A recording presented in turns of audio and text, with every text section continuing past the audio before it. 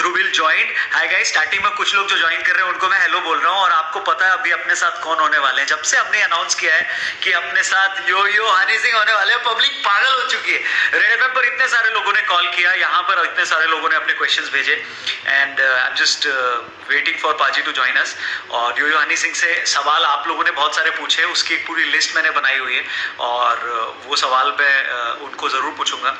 उसके अलावा अगर आपको लगता है, एक मिनट, अगर आपको उनसे यहाँ पर कुछ पूछना है, मैं गारंटी नहीं ले सकता कि अपने पास उतना टाइम रहेगा या नहीं रहेगा, बट हम लोग 2-3 चीज़ यहाँ पर कर सकते हैं। एक ये कि जैसे यो यो पाजी अपने को ज्वाइन करें या करने वाले हों, मैं एक साथ हजारों लोगों को देखना चाहता हूँ यो यो लिखते हुए। Okay, and I think I just received his request.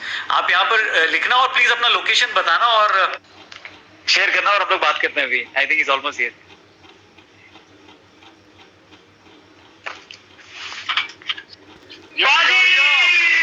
ये कैसे आप? मजे दोस्त, आप सुनाओ।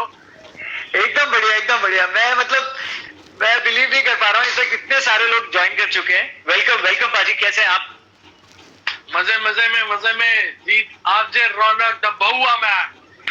नमस्ते जी, बहुआ बोल रहा हूँ।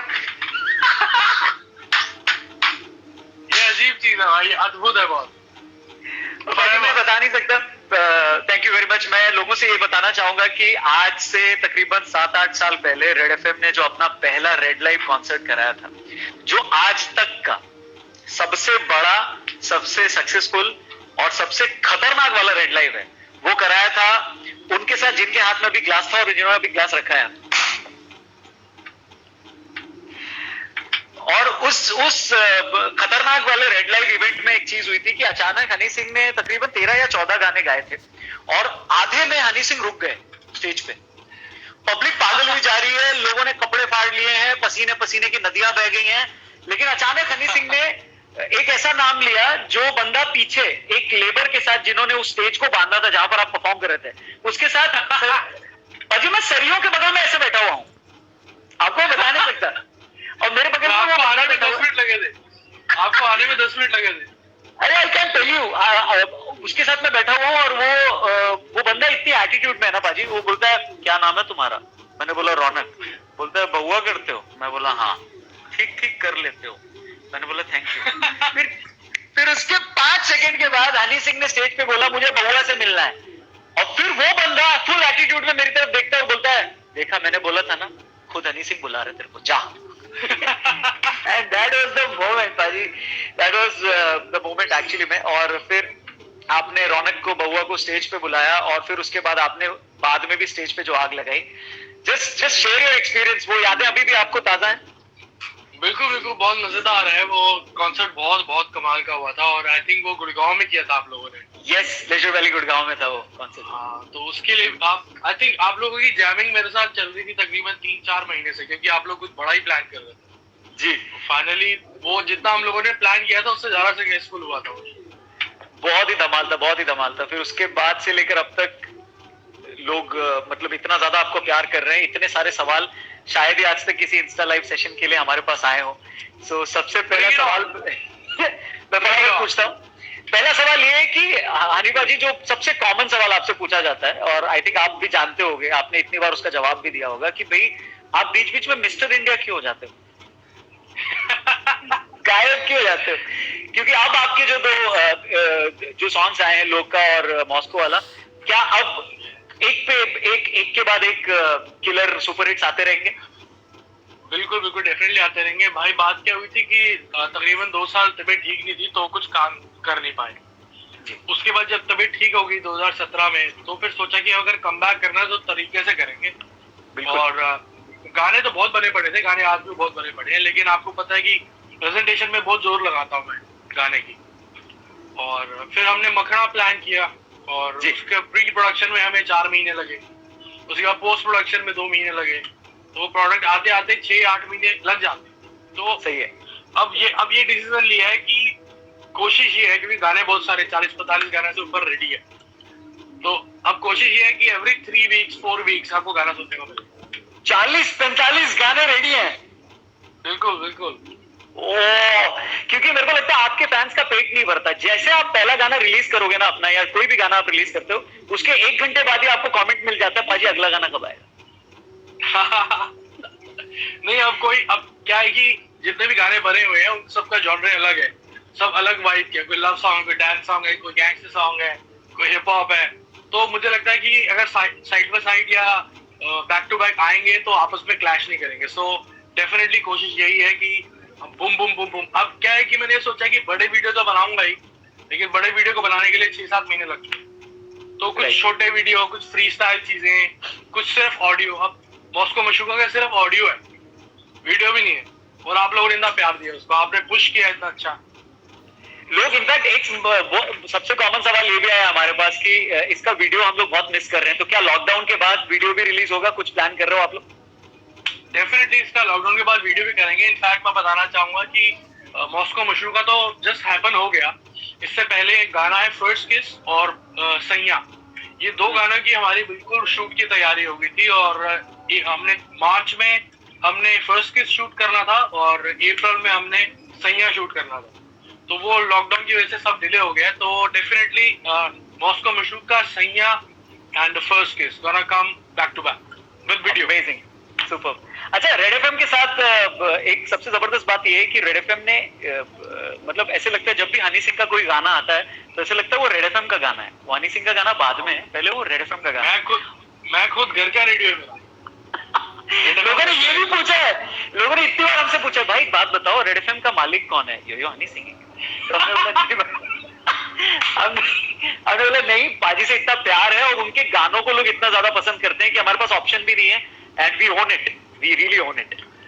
नहीं, उस टाइम में तो आपने बहुत बहुत पुश किया, मुझे भी बहुत पुश किया। और बेसिकली रेडियोस नहीं, मैं दो इंडस्ट्री को बहुत थैंक्स करना चाहूंगा, एक आरजेस और एक डीजेस, क्योंकि अच्छी चीज बहुत आती है भाई मार्केट में, अच्छी चीज बहुत आती है, और अच्छी चीज के साथ एक कमर्शियल इन्वॉल्वमेंट जुड़ी होती है जो उसको पुश करती है एक हद तक। उसके बाद प्रोडक्ट और आरजे और डीजे, ये तीनों का मिलाप हो जाए तो गाना सुपरहिट होता है। और उस वक्त में जब मेरी नई नई शुरुआत थी, रेड एफएम ने, आपने सबने भाइयों ने बहुत साथ दिया, वो गाने दिल्ली से आपने हॉलीवुड तक पहुंचा दिया। अमेजिंग, सुपर सुपर भाई, आपका भी टैलेंट है और आपकी भी बहुत मेहनत है, जिसको बहुत सारे लोग जानते भी हैं जिन्होंने आपके साथ काम कर रखा है।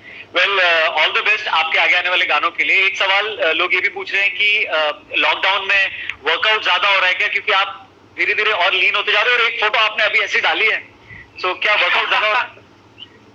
जी भाई, पहले मुश्किल से 1 घंटे का वर्कआउट हो पा रहा था जब मैं बाहर जाके कर रहा था। तो अब घर में क्या है कि 2-2.5 घंटे का, और मैं कॉम्बिनेशन ऑफ ट्रेनिंग कर रहा हूँ, वेट ट्रेनिंग कर रहा हूँ, किक बॉक्स कर रहा हूँ और कार्डियो कर रहा हूँ और फ्री वेट्स कर रहा हूँ। तो और ऊपर से यह कि घर पे तो अच्छा खाने को मिल रहा है, नहीं तो बाहर का आपको पता है मुझे स्ट्रीट फूड खाने की बहुत गंदी आदत है। तो वो चीज बहुत अच्छा काम कर रही है। और सबसे इम्पोर्टेंटली गाने बना रहा हूँ बैक टू बैक, और वर्कआउट पे। और एक चीज और बड़ी कर रहा हूँ मैं, दिखाना फ्री टाइम में एक चीज और बहुत कर रहा हूँ मैं आजकल। हाँ जी, हाँ जी, मच्छर मार रहा हूँ। इनफैक्ट 8 बजे का अपना टाइम था। मैं लोगों को ये भी बताना चाहूंगा, मैं थोड़ा लेट इसलिए हो गया क्योंकि यहाँ पे लाइट चली गई, और लाइट जाने के बाद वाईफाई वापस से स्टार्ट होने में टाइम लगा, और फिर उस बीच में मच्छर ही मारने लगा। मैंने बोला फटाफट से कर देता। सुपर सुपर पाजी, ये भी एक सवाल है जो बहुत सारे लोगों ने पूछा है कि इस वक्त लॉकडाउन आप किसके साथ हैं और कहाँ पर है? मैं नोएडा दिल्ली अपने घर पे हूँ, मम्मी पापा सिस्टर मेरी वाइफ हम सब है। और बहुत मजा आ रहा है क्योंकि इतने सालों बाद इतना टाइम एक दूसरे को दे रहे हैं, इकट्ठे खाना खा पा रहे हैं, इकट्ठे बातें हो रही हैं, और बहुत मजा आ रहा है। और मेरा यही मेन फोकस रह रहा है कि मैं वर्कआउट और म्यूजिक मेकिंग इस लॉकडाउन में भी ना रोकूं। और इनफैक्ट मैं ऑनलाइन जैमिंग बहुत कर रहा हूँ हर तरह के आर्टिस्ट के साथ। मेरे 2 अपने इन हाउस आर्टिस्ट हैं, सिंगस्टा एंड होमी दिल्ली वाला एंड लिल गोलू। तो इनके साथ ऑनलाइन जैमिंग भी चल रही है और खुद भी काफी गाने अकेले अकेले बैठा भी। सुपर। अच्छा, रुचि एक क्वेश्चन पूछ रही है आपसे। जब हमने क्वेश्चंस मंगाए तो रुचि का एक क्वेश्चन आया। रुचि पूछती है कि YouTube वाले आपको हाथ नहीं जोड़ते कि भाई रहम कर दिया करो, जब आपके गाने आते हैं तो थोड़ा क्रैश वैश हो जाता है, थोड़ा प्लीज। और आप बोलो 40-45 गाने रेडी हैं, मतलब गया boom boom boom boom boom. नहीं, वो प्यार है सबका। और थोड़ी से मशहूर भी हैं कि अगर, और मेरे को लगता है कि सिलेक्टिव थोड़े काम से? करने का ये थोड़े से। थैंक यू भाई। मेरे को लगता है सिलेक्टिव काम करने का और थोड़ा गैप देने का, एक पढ़ते थे शुरू में, डिमांड एंड सप्लाई का बैलेंस होना अच्छा होता है। तो वो जब थोड़ा सा डिमांड हो जाती है और काफी वक्त के बाद प्रोडक्ट निकालते हो, तो सबको होती है यार देखना है ये क्या बनाया क्या नहीं बनाया, हो जाता थोड़ा सा जैम। अमेजिंग। एक सवाल विशाल पूछते हैं, वो कहते हैं कि वो खुद को एसआरके का और आपका यानी योयो हनी सिंह का बहुत बड़ा फैन बताते हैं, और वो बोलते हैं वो जो आप लोगों का कॉम्बिनेशन था लुंगी डांस में, वो आइडिया कब आया और क्या आगे कुछ होने वाला है? क्योंकि दो सुपरस्टार्स की जोड़ी ने जो आग लगाई थी, वो आज तक बिना इस गाने के कोई शादी नहीं होती, कोई डीजे नहीं होता, कुछ भी नहीं होता। डेफिनेटली वो गाना तो मेरी लाइफ का बहुत बहुत बड़ा गाना है, और मैं थैंक्स करना चाहूंगा शाहरुख भाई का, उन्होंने मुझे मौका दिया, करीम औरानी भाई का, भूषण जी का, इन तीनों ने मिलके मुझे वो गाना दिया, और फाइनली मैंने गाना बनाया। और जब गाना बनाया था तो इनको समझ में नहीं आया था और पसंद नहीं आया। अच्छा। हाँ जी, फिर भूषण जी ने पुश किया कि अगर ये दे रहा है या तो ये नहीं देता बना के। इसने जब 4 हफ्ते के बाद ये गाना दिया है तो ये कॉन्फिडेंट है ये गाना काम करेगा, नहीं तो ये गाना नहीं देता। मेरी आदत है ऐसी, अगर आप मुझे अप्रोच करता है कोई भी प्रोड्यूसर या कोई भी आर्टिस्ट या कोई भी रेकॉर्ड लेवल, तो मैं उसका समझता हूँ कि ये मुझसे क्या चाह रहे हैं। अगर मुझसे वो नहीं बन पाता मैं नहीं देता, और अगर देता तो मेरे को पता है कि ये शो शॉट है। फिर फाइनली शाहरुख सर ने अपने बेटे को गाना भेजा लंदन, वो पढ़ रहा था तब, छोटा था। अच्छा। 7 साल पुरानी बात है। फिर ही सेड कि that this is the song. फिर वो खुद बोलते हैं आज ये बात, कई बार ही बोल चुके हैं इंटरव्यू में कि मेरे को तो गाना पहले पसंद नहीं आता, फाइनली जब गाना आया, तो हमने कोकोनट में लस्सी मिला दी। ओह सुपर सुपर। मतलब ये तो बहुत ब्रेकिंग चीज है सब लोग के लिए कि पहले ये गाना जो इतना बड़ा चार्टबस्टर हिट है और अभी तक कितना ज्यादा चलता है, उस गाने को पहले रिजेक्ट किया गया था और बाद में I mean super super journey.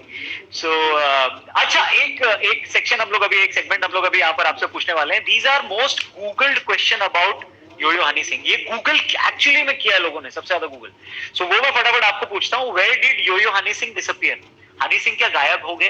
कहाँ गायब हो गए? नहीं, मुझे सब ये लोग पूछते हैं कि आप कम बैक कब कर रहे हो। उस टाइम में पूछते थे जब मैं वर्कआउट के लिए जाता था, या ज्यादा तो था नहीं मैं, और रेस्टोरेंट में चले गए कहीं चले गए, तो सब बोलते हैं कि आप कम बैक कब कर रहे हो, आप कहाँ चले गए। मैं कहीं गया ही नहीं, मैं अपने फैंस के डीएनए तक घुसा हूँ। तो उस वक्त भी मेरे गाने बज रहे थे। 2014, 15, 16 में मैं नहीं काम कर रहा था, लेकिन मेरे गाने हर जगह बज रहे थे। तो ये कुछ भी मुझे लगता है कि अच्छा काम करा हुआ ऐसे आता है और ऐसे नहीं चले जाता है, फेडिंग तरीके से आता है और फेड आउट होता है। धीरे धीरे लोग उसको भूलना शुरू होते हैं। तो जब तक मेरा फेड आउट होना था, मक्खन ले आया। तो मैं कहीं नहीं जाता, आपके दिलों में हूँ, आपके प्यार करने वालों के डीएनए में। बट मैं आपको इसलिए नहीं बोल रहा हूँ क्योंकि मैं आपसे इस वक्त बात कर रहा हूँ, और इनफैक्ट इस बात से बहुत सारे लोग अग्री करेंगे, चाहे वो इंडस्ट्री के हों या चाहे वो रेडियो के हों, चाहे वो आपके फैंस हों, कि फेड इन फेड आउट वाला फेज तो आता है, लेकिन आपके लिए फेड आउट वाला फेज आया नहीं है। और रही बात आपने डीएनए, आप उसके अंदर से भी घुसे हो। कितनी भी शादियां हो, कोई भी पार्टी हो, कोई भी, मैं बोल रहा हूँ मुंडन में भी लोग डीजे बजाते हैं हम। और मुंडन से लेकर के और शादी तक में, यानी बच्चे का सबसे पहले सेरेमनी से लेकर के बच्चे की सेटलमेंट तक, और जो बुड्ढे बुड्ढियों की, आंटी अंकलों की मैंने 50वीं एनिवर्सरी को मैंने होस्ट किया है, वो जब आपके गाने पे नाचते हैं तो ऐसा लगता है भाई ये खत्म नहीं होने वाला, ये खत्म नहीं होने वाला। सही है। कोशिश यही रही है शुरू से कि किसी एक तबके को या एक क्लास को या एक एज को के लिए ना गाने बनाऊं, सबके लिए बनाऊं। तो कोशिश यही रही है शुरू से। अमेजिंग बाजी। अगला जो सवाल है मोस्ट गूगल क्वेश्चन में से एक और है कि who rights Honey Singh song? आपके गाने लिखता कौन है? आप खुद लिखते हो? मैं खुद ही लिखता हूँ, शुरुआत खुद ही करी, फिर उसके बाद जैसे लोग जुड़ते गए, अल्फाज के साथ लिखे, कई गाने मिलके, लिल गोलू के साथ मिलके गाने लिखे। अब सिंगस्टा है मेरी टीम में, उसके साथ मिलके लिखता हूँ, होमी दिल्ली वाला। अब इनफैक्ट ये हो रहा है कि हम एक गाने में 3-3, 4-4 लिरिसिस्ट भी जैम करके लिख रहे हैं, क्योंकि फाइनल एक प्रोडक्ट है जिसको हमें बनाना है, वो किसी भी तरह बनाना है। तो कभी कभी ऐसा भी होता है कि 4 लोगों के साथ जैम करके भी उनकी बातें नहीं रखता, मैं अपना ही पूरा लिख देता हूँ उसको। तो कलेक्टिव एफर्ट है मेरा और मेरी पूरी टीम का, लिरिकल टीम का। अमेजिंग। एक और सबसे ज्यादा गूगल क्वेश्चन है कि योयो का मतलब क्या है? योयो, ये लोगों ने गूगल किया हुआ है, योयो मीन्स व्हाट? यो का यही है कि आप स्लैंग बोलते हैं ना, hey that's yo, is that your, is that your, your मतलब आप, योर्स, ठीक है, तो यो मींस Correct. आपका, यो हनी सिंह। सुपर। अच्छा, why is Honey Singh so famous? ये लोगों ने गूगल से पूछा है, व्हाई हनी सिंह इतना फेमस क्यों है? पता नहीं भाई, मुझे कुछ नहीं पता, मजे मजे में कैसे आ गए यहाँ तक। नहीं मतलब बहुत बड़ी बात है, बहुत स्पेशल भी है। इनफैक्ट आपने इतना कुछ अचीव किया और फिर भी आपने इतने लाइटली इसको आंसर किया कि मजे मजे में कहाँ आ गए। सो यू थिंक मजा is very important in work? मजा इज वेरी इम्पोर्टेंट। एक बात और है कि शुरू से स्कूल में यही था कि यार जाएंगे तो कहीं भी तो चमक के जाएंगे, वाह, चमकना है हर जगह जाके। शुरू से ऐसे ही, जो लोग मुझे बचपन से जानते हैं उनको पता है कि ये ऐसे ही था साला, इसने यही करना था। और आज सुपर। सुपर जी, जितने लोग आपको फॉलो करते हैं, आपके जो फैन फॉलोइंग है, अभी अपन ने बात की, वो उसका रेंज बहुत बड़ा है। मतलब एक छोटा बच्चा भी घर पे अगर आपके गाने सुनेगा तो वो थिरकना चालू कर देता है, और एक वो रेंज बहुत बड़ा है। तो अब जो लोग आपको एडमायर करते हैं, जो लोग आपको आइडल मानते हैं, आपको क्या लगता है उनको आप क्या बोलोगे? बिकॉज बहुत इंपॉर्टेंट है राइट डायरेक्शन मिलना है ऐसे आर्टिस्ट लोगों को आप लोगों की तरफ से। अभी बेसिकली क्या है भाई, इस दौर में अभी यूट्यूब का दौर है और ट्यूटोरियल्स का दौर है, तो आजकल जितना भी टैलेंट आ रहा है वो बहुत फाइन आ रहा है और बहुत मंजा हुआ है ऑलरेडी। इनको पता है क्या सही है क्या गलत है। तो मैं बस यही शेयर करना चाहूंगा एक ही चीज की, टेक्निकली गाने बन सकते हैं, लिरिकली गाने बन सकते हैं, लेकिन दिमाग से ज्यादा अपने दिल को फॉलो करके गाने बनाने चाहिए, वो ज्यादा काम करते हैं, क्योंकि गाना लिखने का कोई फॉर्मूला नहीं है।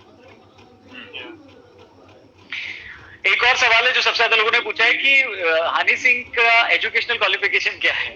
गूगल किया लोगों ने। BSc in IT, bachelor of sciences information technology, जो मैंने रगड़ फेल हो के पास करी। और उसमें मैं पैरेलल सीख रहा था म्यूजिक प्रोडक्शन, कभी इधर से कभी उधर से कभी इधर से। अमेजिंग, थैंक यू बाजी। लोग इसमें से भी कुछ सवाल पूछ रहे हैं, एक आध सवाल मैं यहाँ से ले लेता हूँ और ये लास्ट ही होगा भाई। आपके पुराने हेयर स्टाइल के बारे में लोग पूछ रहे हैं कि वो उसको देखने के लिए लोग तरस रहे हैं, तड़प रहे हैं। भाई वो आपको पता ही है, जब शुरू किया था मैंने उड़ाने का, तो उसके बाद काफी बच्चे आ गए जिन्होंने ये सब बना लिया। तो मेरे को यही है कि थोड़ा टाइम लगेगा, लेकिन मेरे को यही है कि थोड़ा नई लुक ही मेंटेन करूं, दोबारा भीड़ जो कर रही है वो ना करूं। तो शुरुआत करी थी मखना से, मेरे को कमबैक करना था, तो मैं कहा लेट्स गो लिल माफिया स्टाइल, लंबे बाल। तो अब लंबे बाल अभी हो गए 3-4 बारी, now I am doing this pony. तो पुराना नहीं, कुछ नया देंगे। शिबो yo Honey Singh, always something new. Super. बाजी, जाते जाते एक मैसेज उन सारे लोगों को जिनके अंदर अभी भी चुल मची होती है कि लॉकडाउन में भी उनको बाहर जाना है और मस्ती करनी है, गेड़ी मारनी है, तो उनको प्लीज आप अपने स्टाइल में समझा दो कि घर पे रहो, वरना भाई मुझसे ज्यादा आवारा लफंटर गेड़ीबाज कोई नहीं होगा। ठीक है, मैं रह नहीं सकता बिना गेड़ी के। अगर मैं बॉम्बे में भी हूँ तो मेरे वहां यार दोस्त है ना, स्टूडियो में काम खत्म किया, भाई अब क्या, मैं कहा मुझे कोई क्लब नहीं जाना, मुझे गेड़ी घुमा, ये शहर घूमना, स्ट्रीट फूड खाना, तो मेरी वो आदत है। तो लेकिन सबसे ये रिक्वेस्ट है कि जब इतना बड़ा गेड़ीबाज घर बैठा है आराम से, क्या वर्कआउट कर रहा है, म्यूजिक बना रहा है, घर पे बैठा घर का खा रहा है, तो भाई ये कोई मजाक नहीं है। पूरी दुनिया इस टाइम खतरे में है और ये कोई मजाक नहीं है, ठीक है ना। हम क्या कर रहे हैं इसमें, फनी चीजें कर रहे हैं, कभी इंस्टा पे कुछ कर रहे हैं, कभी यहाँ कुछ कर रहे हैं, वो ठीक है, वो हम अपने दिल बनाने के लिए कर रहे हैं, पॉजिटिविटी के लिए कर रहे हैं। Right. लेकिन उस फुकरीपंथी में घर से बाहर निकलना वो बिल्कुल। Super. So that was a message, ये आपको प्लीज लाउड एंड क्लियर आपने बताया, थैंक यू वेरी मच।